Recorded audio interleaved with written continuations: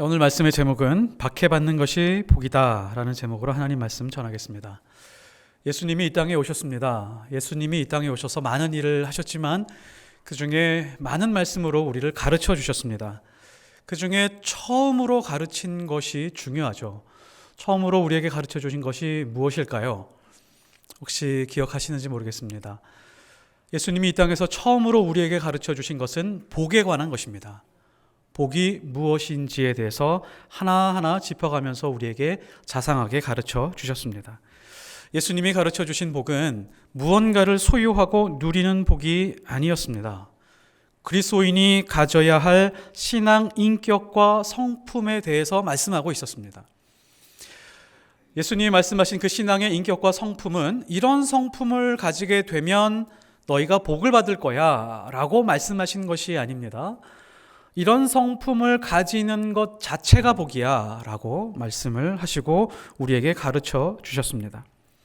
혹시 신앙생활을 오래 하시면서 이런 열망과 이런 간절함과 기도가 있으셨는지 모르겠습니다. 나는 심령이 가난한 자가 되고 싶어, 이런 간절한 소망을 가지고 있으셨는지요? 혹은 온유한 자로 살고 의에 줄이고 목마른 자, 긍휼히 여기는 자, 마음이 청결한 자, 화평한 자가 되기 위한 그런 열망들이 혹은 소망들이 있으셨는지 모르겠습니다. 우리는 어떤 모양으로든 가난하고 싶지 않습니다. 슬픔과 애통을 품은 채 이 세상을 살아가고 싶은 마음은 더더욱이 없습니다. 의에 줄이고 목마른 것은 내가 할 일이 아니라고 생각하고 나 혼자 사는 것도 힘들고 바쁜데 누군가를 화평하게 하는 것은 내가 하고 싶지 않은 일이다. 상관할 바가 아니다. 라고 하면서 살아가는 것이 우리의 본능이고 그런 것이 우리의 현실입니다. 만일 이런 형태로 우리가 신앙생활을 하고 이런 삶을 살아가고 있다면 우리는 예수님이 말씀해 주신 그 복의 진정한 의미를 알거나 깨닫거나 누릴 수 없다는 것을 꼭 깨달아야 됩니다.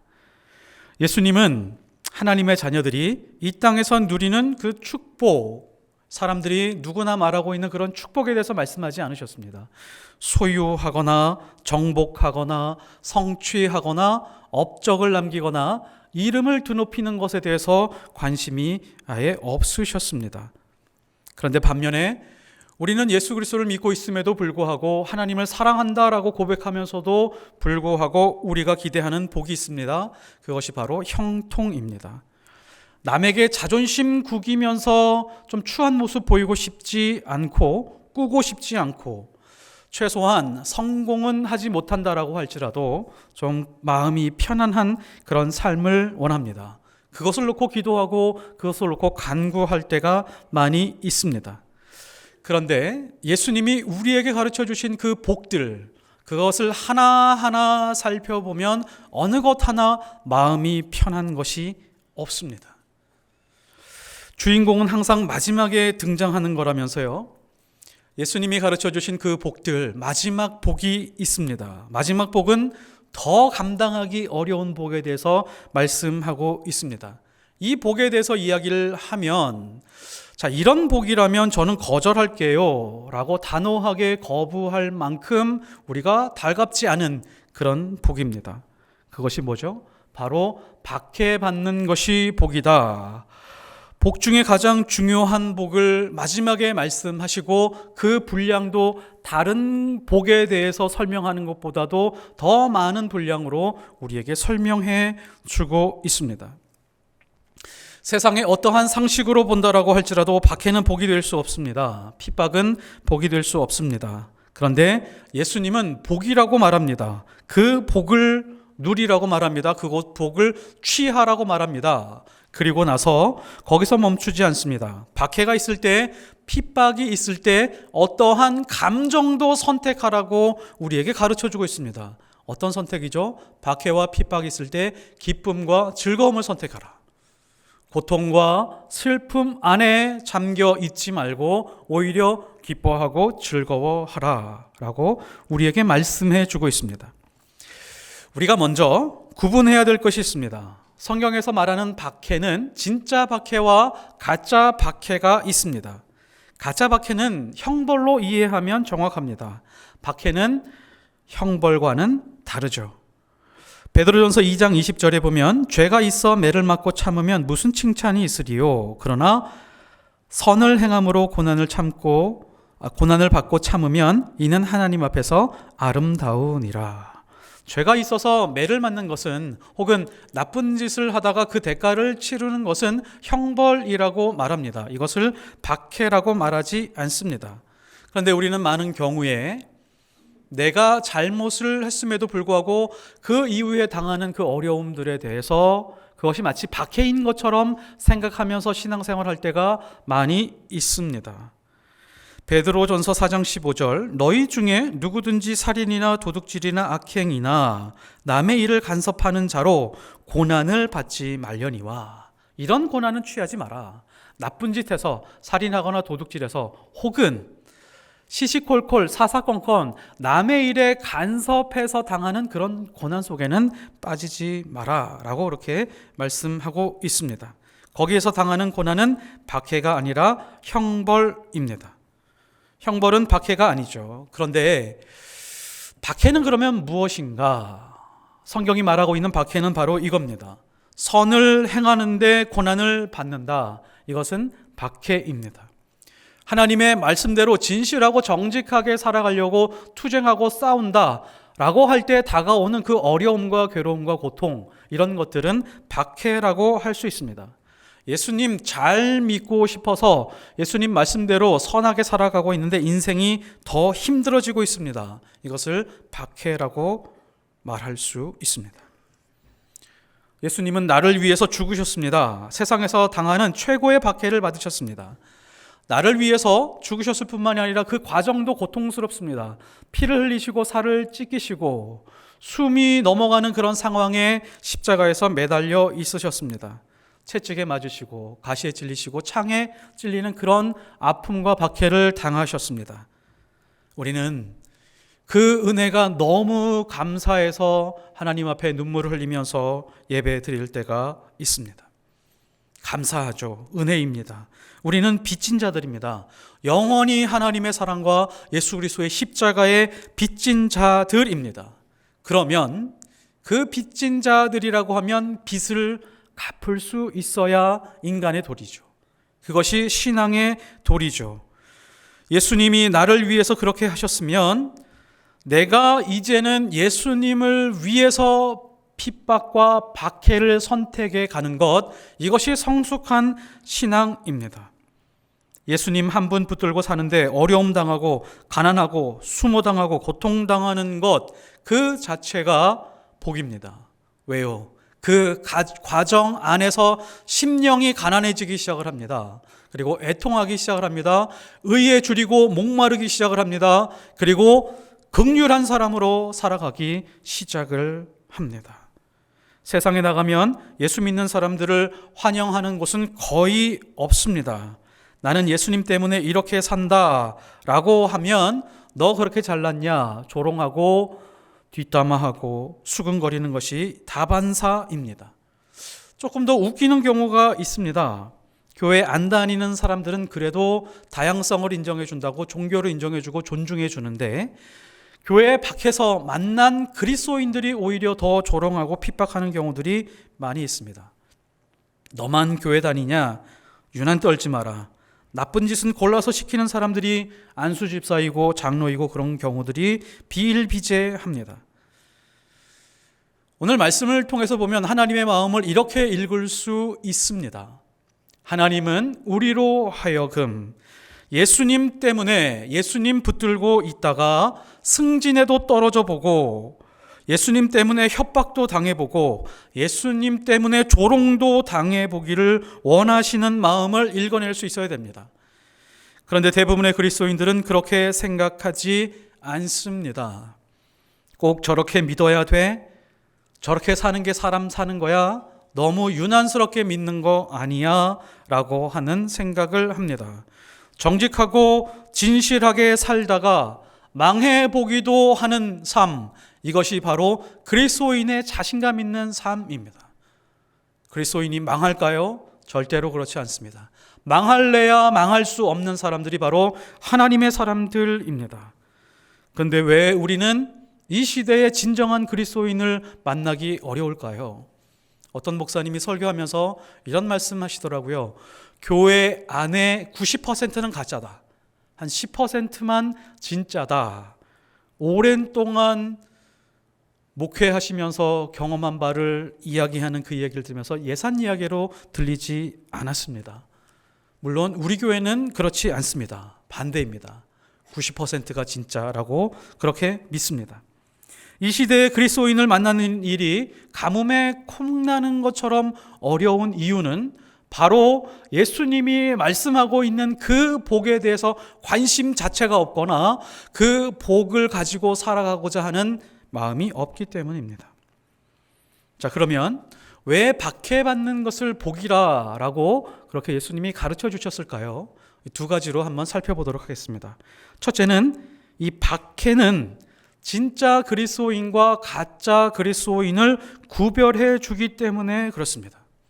박해받는 상황, 핍박받는 상황이 오면 그 사람이 진짜 믿음을 가지고 있는지 가짜 믿음을 가지고 있는지를 완전하게 구별해 줍니다. 이 자체가 복입니다. 박해가 왔을 때 내가 가지고 있는 신앙이 취미생활 수준의 신앙인지 아니면 내 목숨과 내 생명을 바꾸어서라도 포기하지 못하는 그런 믿음이 있는지 그때 구별할 수 있기 때문입니다. 박해의 상황에서 그래도 여전히 그 자리에서 예배하고 그 믿음 그대로 유지하고 있다면 진짜 그리스도인으로 이 땅에서 살아가고 있는 것을 증명하고 있습니다. 물론 그때 힘들죠. 눈물이 있습니다. 감사가 있습니다. 담대함이 있습니다. 애통함이 있습니다. 여러 가지 복합적인 감정들이 있기는 하겠지만 진짜 믿음을 발견하고 하나님 앞에서 기뻐하며 찬송하게 되어 있습니다.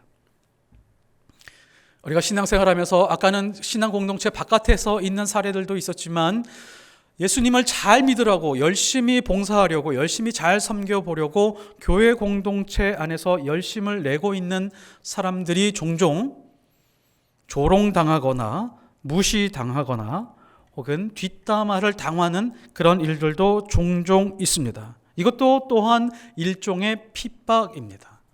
너 뭐 그렇게 잘났니? 교회에서 사람들한테 잘 보이려고 그러는 거 아니야?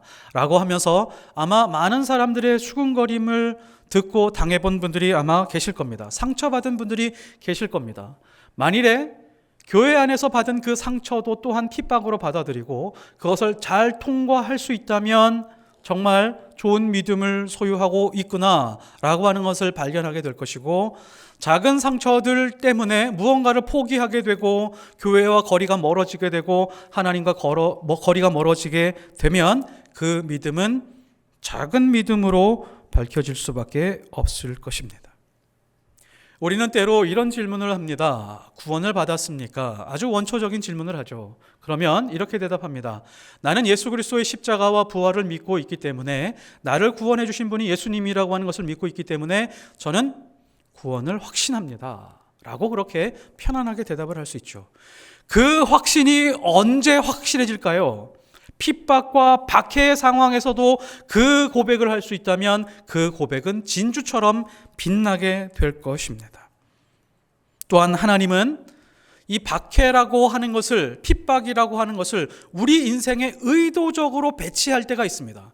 왜 그럴까요?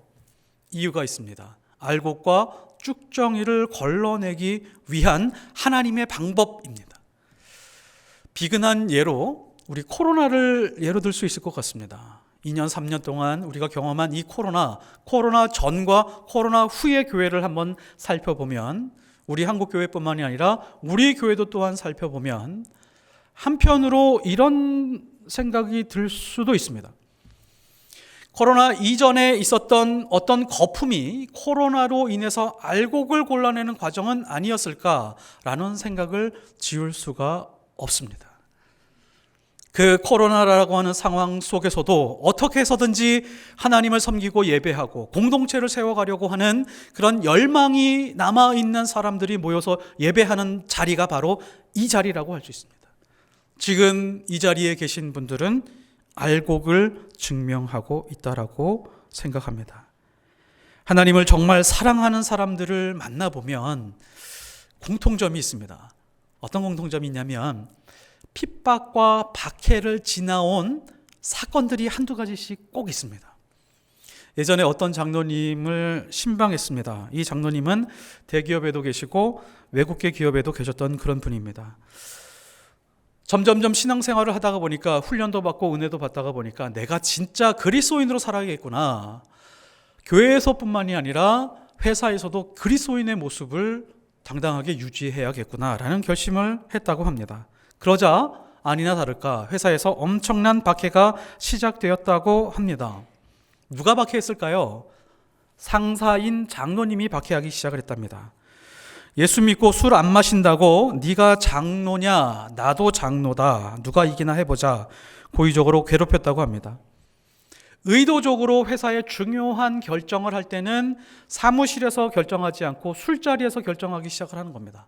어쩔 수 없이 술자리에 가서 그 회의하는 내용을 듣고 거기에 참석하면 온갖 조롱과 비판과 인격 모독을 일삼았다라고 합니다. 그래도 하나님 앞에서 일 처리만큼은 정직하게 밤새워서라도 완벽하게 해내야겠다는 생각으로 그렇게 능력을 잘 인정받고 있었다고 합니다. 그러나 너무 힘들었죠. 핍박과 박해가 쉬운 것은 아닙니다. 매일매일 출근하는데 심장이 두근거리고 내가 오늘 하루를 어떻게 버텨야 되는지 괴로움과 고통의 시간들이 계속해서 지나갔다고 합니다. 그래서 어떻게 견뎌야 될까 생각하다가 아내 권사님과 함께 기도하고 말씀 나누고 큐티하고 어려운 일 있으면 문자를 보내면서 기도 제목을 나누고 그러면서 하루 이틀 1년, 2년, 3년, 4년을 버텨오다가 7년쯤 되었다고 합니다. 7년쯤 되었을 때 그렇게 괴롭히던 장로님이 이렇게 말했다고 합니다. 내가 당신을 보니까 이제 정말 너의 신앙을 인정할 수 있을 것 같다. 그리고 얼마 뒤에 이 장로님이 이 핍박당하던 장로님의 신앙을 보고 이게 진짜 신앙이고 믿음이구나 라고 하면서 회심하고 제대로 신앙생활 해보자 라고 하면서 교회에 열심히 다니고 섬기셨다고 합니다. 그러나 여전히 술을 못 끊고 있다가 술병으로 먼저 하늘나라에 입성하셨다는 그런 얘기를 들은 적이 있었습니다. 초대교회가 있습니다. 초대교회 이후에 300년 동안 교회에 엄청난 박해가 있었습니다. 전 세계 어느 곳에 교회를 세우든지 모든 나라가, 모든 권력들이, 모든 군대가 다 교회를 핍박했습니다. 기독교인 하면 온 세상이 조롱하고 죽이려고 달려들 정도였습니다. 그래서 뭐가 없었냐면 가짜 성도가 없었습니다. 가짜 목사가 없었습니다. 가짜 사기꾼 같은 그런 사역자들이 거의 없었습니다. 왜냐하면 예수 믿으면 곧 죽음이니까 가짜로 믿을 수 있는 상황이 아니었습니다. 진짜 예수 믿고 생명 거는 성도들만 교회 공동체 안에 있었습니다. 그러니까 그 교회 공동체는 생명이 있었습니다. 기도의 능력이 있었습니다. 말씀의 생명력이 있었습니다. 그리고 사랑이 있었습니다. 말씀이 선포되면 모든 성도들은 그 말씀 앞에 엎드리고 순종하며 세상에 나가서 목숨 걸고 자기 신앙을 지키는 그런 교회들이었습니다. 우리 인생에도 그런 박해의 상황이나 핍박의 상황이 오면 그래서 기뻐하라는 겁니다. 진짜 믿음과 진짜 그리스도인의 모습으로 기뻐하며 즐거워하고 하늘의 복을 누릴 수 있기 때문입니다. 예수님이 부활하셨습니다. 예수님이 부활하시고 사람들에게 나타나셨는데 몇 명에게 나타났다고요? 몇 명에게 나타났을까요? 50명? 500명에게 나타났다라고 말합니다. 예수님이 부활하신 다음에 500명에게 자신이 진짜 부활했다라고 하는 것을 실제로 눈으로 보여주셨습니다. 고린도전서 15장 6절 그 후에 500여 형제에게 일시에 보이셨나니 그 중에 지금까지 대다수는 살아있고 어떤 사람은 잠들었으며. 자, 이 500명이라고 하는 사람들은 이런 사람들입니다. 뭐든지 스포스타나 이런 사람들은 팬덤이 있죠. 아마 이 500명이라고 하는 사람들은 예수님이 가시면 어디든지 쫓아가는 그런 사람들이었을 가능성이 높습니다. 예수님 3년의 공생애 동안 예수님이 있는 곳은 어디든지 가서 말씀을 듣는 사람들이었고, 예수님이 기적을 베풀 때 죽은 자를 살리시고 병든 자를 고치시고 안진뱅이를 일으키시는 그 모든 기적의 장면들을 다 목격한 사람들이었을 것입니다. 수백 명, 수천 명이 다 있었지만 이 500명에게 일시에 예수님이 등장해서 자신의 모습을 일시적으로 보여주셨습니다. 얼마나 감격했을까요? 얼마나 놀랐을까요? 이것이 진리구나 라고 하는 것을 확신했을 것입니다. 자, 그러면 이 사람들이 예수 그리스도를 목숨 걸고 전파했어야 되는데, 오순절 마가다락방에 몇 명이 모였죠? 120명이 모였습니다. 오순절 마가다락방에서 모이는 그 상황을 살펴보면 그 상황에 모든 사람들이, 예수 믿는 사람들, 예수의 추종자들은 핍박당하고 있었습니다. 잡아서 감옥에 가두고 죽이거나 조롱하고 그런 상황이었습니다. 자, 120명이 모였다라고 하는 것은 몇 명이 사라진 거죠? 380명이 지금 예수 믿고 있다라고 하는 그 사실만으로 핍박당하니까 380명이 사라졌습니다. 그 중에 일부는 사망했겠지만 4분의 3이 완전히 사라진 상황이었습니다. 예수님이 살아나신 그 장면을 두 눈으로 목격했음에도 불구하고 박해가 오고 핍박이 오니까 사람들이 사라지고 떠나버렸습니다. 우리 교인이 지금 출석 인원이 한 500여 명 됩니다. 500에서 600명 사이 정도 됩니다. 어떠실까요? 앞으로 거대한 핍박이 우리 교회 안에, 우리 성도들에게 닥쳐올 때, 당신이 예수 그리스도를 믿으면 당신이 지금 누리고 있는 모든 재산을 다 몰수할 거야. 자녀들의 인생이 힘들어질 거야. 취업도 못하고 결혼도 하지 못할 거야. 당신의 직장에서 쫓겨나게 될 거야. 라고 하는 상황이 오면 여러분은 어떻게 하실 것입니까? 우리는 어떻게 해야 될까요? 우리 교회는 어떤 모양으로 남게 될까요? 그런 핍박 속에서도 우리는 기뻐하고 하나님을 즐거워하며 예배의 자리, 이렇게 모여서 하나님을 예배할 수 있을지 한번 생각해 보면 좋을 것 같습니다. 그렇다면 나에게 박해가 있고 핍박이 있음에도 불구하고 믿음의 자리를 지키고 있다면 그것은 굉장한 복입니다.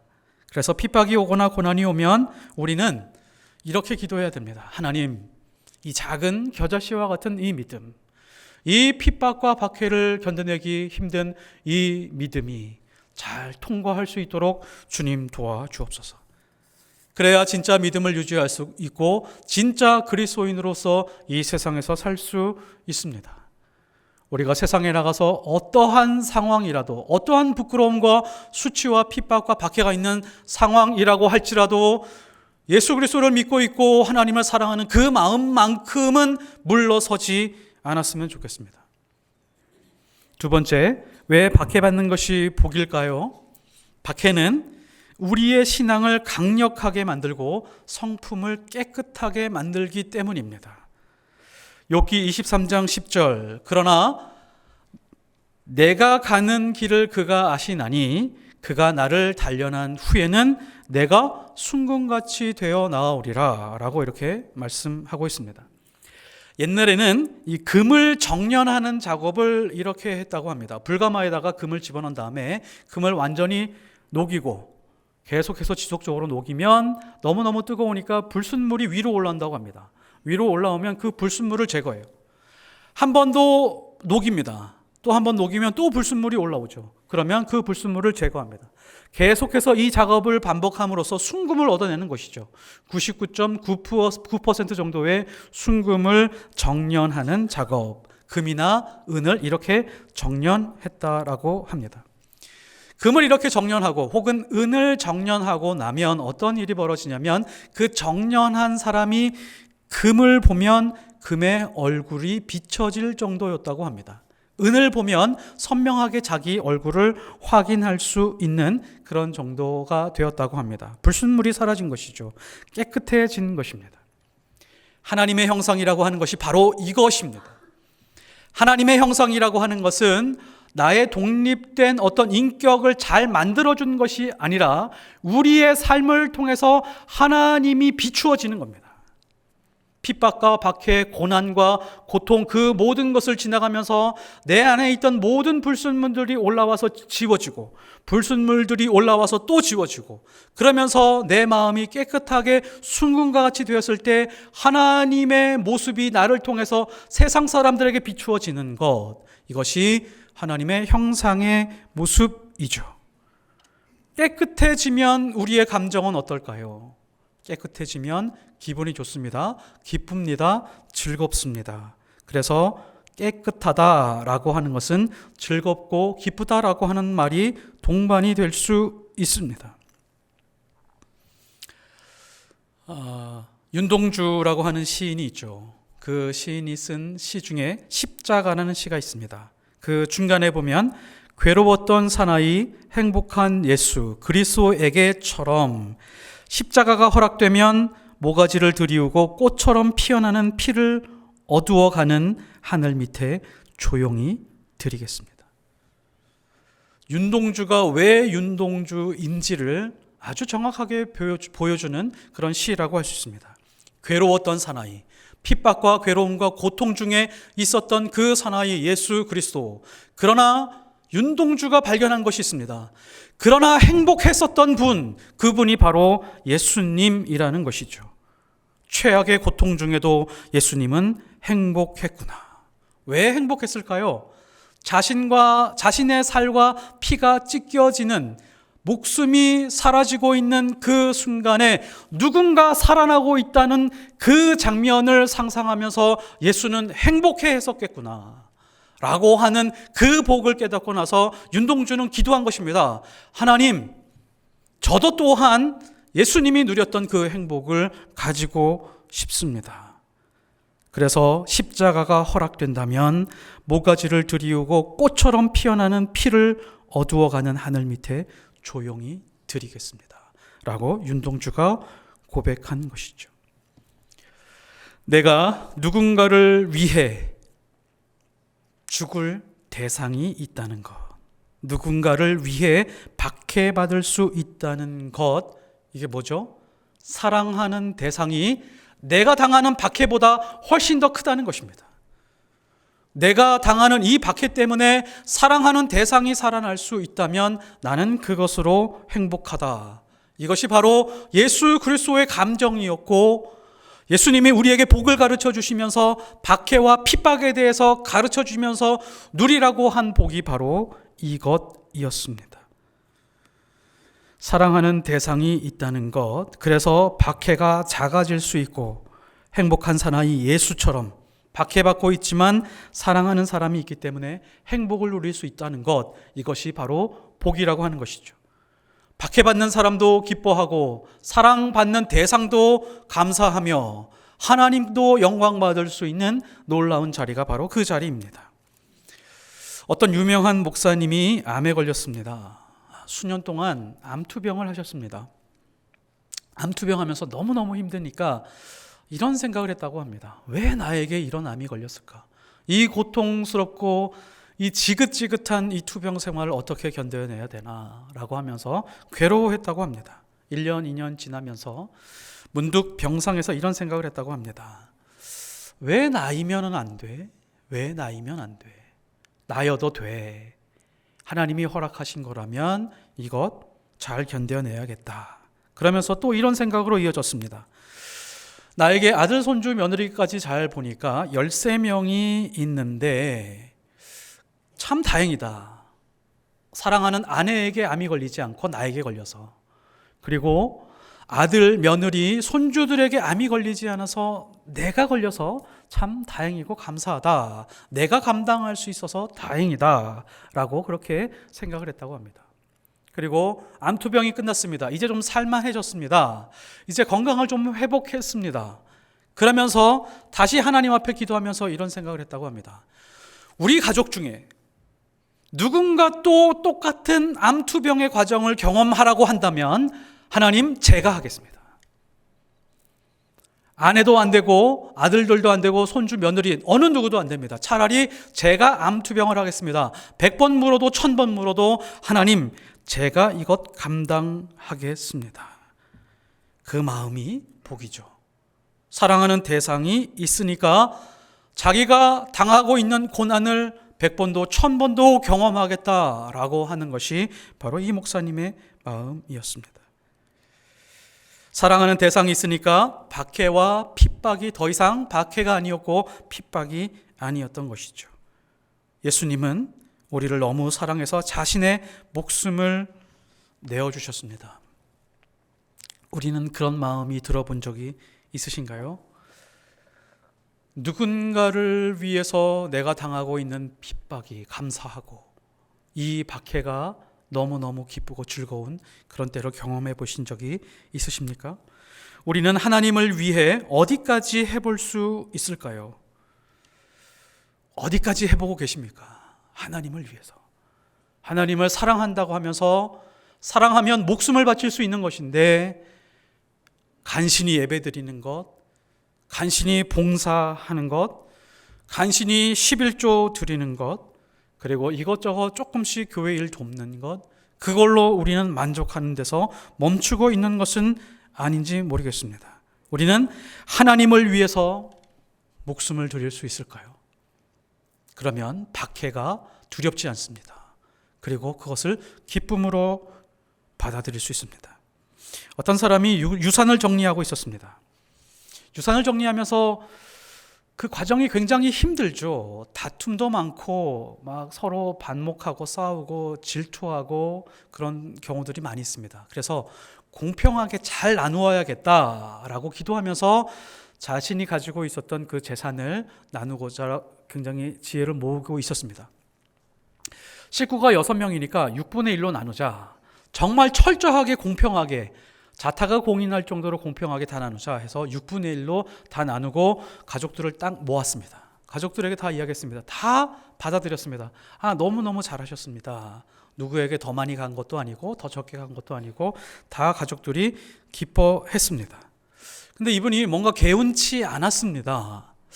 뭔가 빠져 있는 것 같은 그런 생각을 지울 수 없어서 가만히 생각하다가 보니까 하나님을 내가 아버지라고 부르고 있는데, 하나님을 우리 가정의 주인으로 부르고 있는데 하나님을 우리 가족의 일원으로서 제외시켰구나 라고 하는 생각에 성급하게 다시 가족들을 모으고 6분의 1이 아니라 하나님은 우리의 아버지이고 주인이기 때문에 7분의 1로 나눠야겠다 라고 해서 하나님의 몫으로 7분의 1을 똑같이 나누고, 물론 다툼과 여러 가지 의견 충돌이 있고 토론이 벌어지기는 했지만 7분의 1로 잘 나눠서 그 7분의 1은 모두 다 이웃들에게 나누어 주었다라고 합니다. 이웃에게 그 하나님의 몫을 다 나누어 주고 난 날 가족들이 모여서 이런 얘기를 하는 겁니다. 하나님이 정말 우리 가족의 일원이 되시고 우리 가족의 주인이 되었습니다. 적지 않은 금액이었습니다. 유산이기 때문에 큰 금액이었습니다. 그 자리에서 가족들이 함께 예배하면서 눈물 흘리고 하나님 앞으로도 우리 가족과 자손의 주인 되어 주옵소서 라고 기도했다고 합니다. 멋지죠. 근사하죠. 순금 같은 신앙입니다. 강해지고 깨끗해졌습니다. 하나님의 형상이 비추어진 믿음이라고 하는 사람이 바로 이런 사람들의 모습입니다. 세상에 어떤 선택을 한다라고 할지라도 어떤 결정을 내린다라고 할지라도 어느 한순간도 하나님을 배제하지 않고 하나님의 목과 하나님의 결정과 하나님의 선택이 가장 중요한 가정과 그 인생이 진짜 그리스도인의 모습입니다. 예수님이 하라고 하신 일을 하면서 핍박이 많으면 예수를 제대로 믿고 있는 것입니다. 박해가 심해지는데 기쁨이 있으면 정말 하나님을 사랑하고 계신 것입니다. 그 핍박과 박해를 통해서 진짜와 가짜가 가려지게 되어 있습니다. 그리고 박해를 견디면 진짜 순금 같은 신앙으로 불순물이 제거되고 하나님이 내 삶을 통해서 비추어지는 놀라운 은혜를 경험하게 될 것입니다. 우리가 하나님의 나라와 하나님의 의를 위하여 십자가를 질 수 있고 핍박도 당할 수 있는 그런 믿음의 수준을 사모하고 갈망하고 갈급하는 하나님의 사람들이 되었으면 좋겠습니다. 하나님 때문에 손해보고 소외된 이웃을 돕다가 상처받고, 가난한 사람들의 오해 때문에 어려움 당하고, 상처 입은 사람들에게 모욕을 당하고, 투병 중인 사람들에게 도움을 주다가 오해받으며 핍박받는 일이 있다라고 할지라도 그것을 기뻐할 수 있는 그런 믿음의 수준, 그 믿음의 수준이 바로 이 땅에서 누릴 수 있는 가장 큰 복을 가진 그런 믿음입니다. 이 땅에 살면서도 천국을 누리는 인생이 됩니다. 의를 위하여 박해를 받은 자는 복이 있나니 천국이 그들의 것이며, 이런 복이 임하시기를 예수 그리스도의 이름으로 축복합니다. 하나님 아버지, 이 땅에서 우리는 믿음을 가지고 하나님을 사랑하는 마음을 가지고 살아가면서 우리가 원하는 바가 있습니다. 소망하는 바가 있습니다. 그 원하고 소망하는 것을 잘 모아보면 예수님이 말씀하는 복에서 멀어져 있을 때가 얼마나 많은지 모릅니다. 하나님, 우리가 원하고 소원하는 바, 그것도 간절히 갈망하는 바가 예수님이 말씀하시는 복 안으로 포함되고 들어갈 수 있도록 주님 도와주옵소서. 많은 복을 말씀해 주셨습니다. 심령이 가난한 자가 되기 원합니다. 의에 줄이고 목마른 자가 되기 원합니다. 애통한 자가 되길 원합니다. 긍휼을 베푸는 자가 되기를 원합니다. 박해받는 것을 기뻐하며 묵상하는 자가 되기를 원합니다. 그래서 이 땅에서 진짜 그리스도인의 모습으로 살기를 원합니다. 우리가 그런 믿음의 수준으로 성장하게 하시고, 많은 핍박과 고난과 아픔이 있다라고 할지라도 그 모든 것을 금을 정련하는 과정으로 알고 불순물이 제거되는 과정으로 감사하며 하나님의 형상이 비추어지며 하나님 앞에 영광 올려드리는 주의 거룩한 백성들 되게 하옵소서. 예수 그리스도 이름으로 기도드렸사옵나이다. 아멘.